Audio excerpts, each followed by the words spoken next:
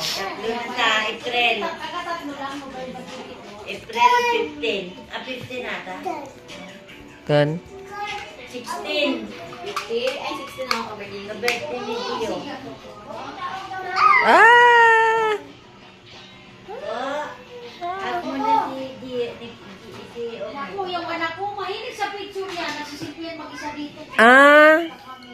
Parehas sa lamin, ka Ganun lang siya, Oo, Ah, ganun na siya.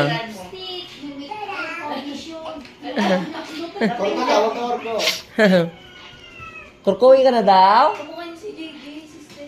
Hindi ko maano eh. Nakamukha na eh. Pero baka.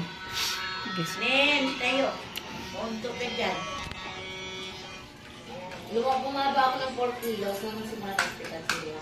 58 ako, di ba? 59, ngayon 54. Ako nga din gusto ko na magkuhan din. Kailangan na yung So, magpapa. 45 ng Pag 4 days ulit tayo kayo, magdunahan mo. Next year.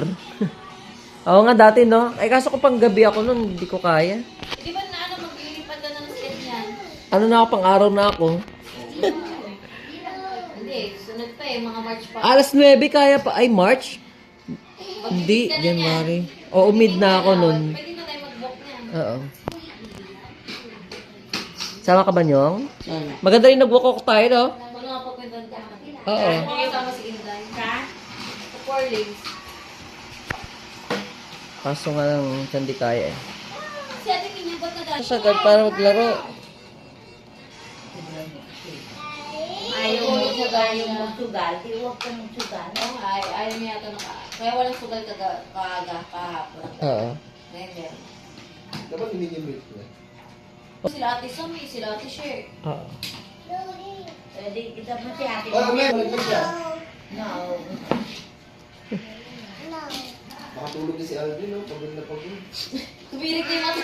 Ano oras ba duty niya ngayon? Wala, day off niya. Yun! Hindi Kaya pa po si pasok Jeff sa araw na. eh. 2 days? Hindi, pero parang pagod na ako lagi. Gusto ko ng tulog eh. Ganun talaga. Alam mo Hindi ba, malamig kasi panahon nila. Pag ganyan yung schedule talaga mahirap. Ganyan ako.